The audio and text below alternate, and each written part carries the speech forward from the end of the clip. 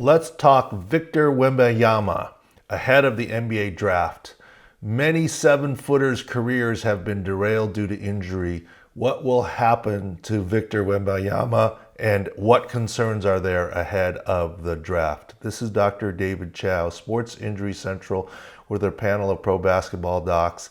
I know I'm known as pro football doc, but I did spend time working with the Bulls and Timberwolves, and we have Dr. John Heffernan, longtime Chicago Bulls team physician, featured in The Last Dance on our panel of physicians. In looking at Victor Wembanyama, here are the concerns.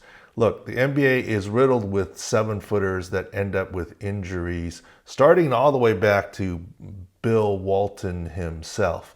But let's look at some recent examples. Chet Holmgren last year, and even Giannis Antetokounmpo. These were slender, tall, near seven-footers, and how did they fare?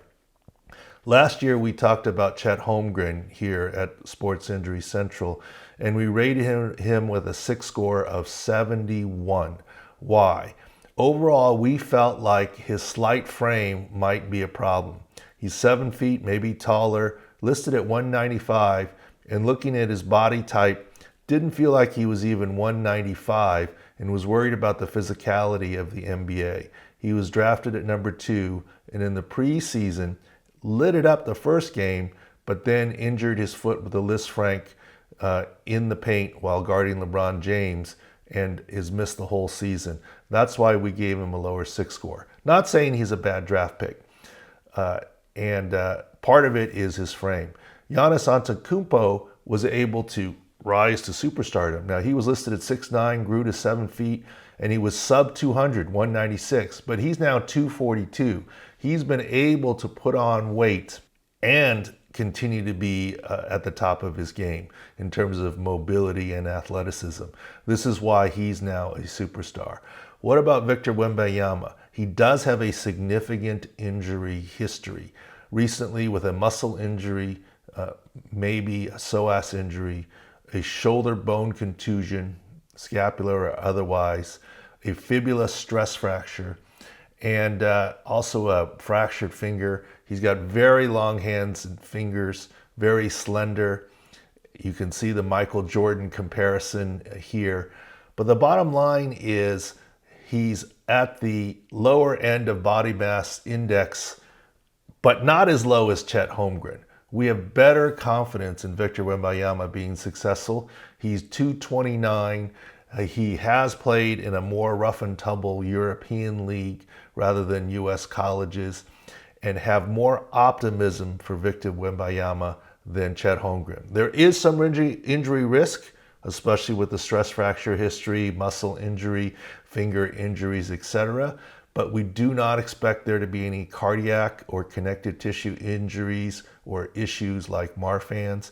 And we have more optimism for Victor Wembanyama than Chet Holmgren.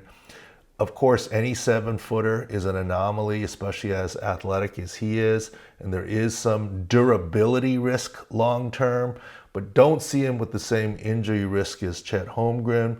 We'll have him rated at 86 in terms of a SIC score, meaning he's going to be the first player selected in the draft. No matter who wins the draft lottery, he's going to be taken. He's going to be a top player. The question is durability in the NBA based on his injury history. But let's see what happens. Draft pick lottery, and the winning team will be happy to select him, and hopefully they can manage his durability.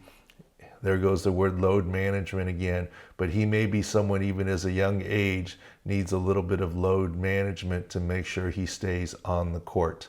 Overall, let's look forward to him being the number 1 pick in the draft. Look forward to a great NBA career and more durability than Chet Holmgren, but it remains to be seen if he will rise to the level of Giannis Antetokounmpo as a big man who's proven to be very durable and efficient and a superstar. This is Dr. David Chao. Go to Sports Injury Central and sign up for notifications on all your favorite athletes for injury and health concerns. Thanks for watching.